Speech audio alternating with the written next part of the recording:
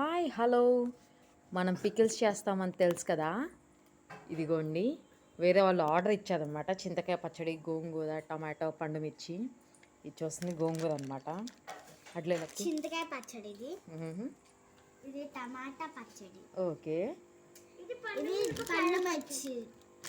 మిర్చి పచ్చడి. అన్నీ కేజీ విడివిడిగా ప్యాక్ చేయమన్నారు వాళ్ళు అబ్రాడ్ అలా పంపించుకోవడానికి.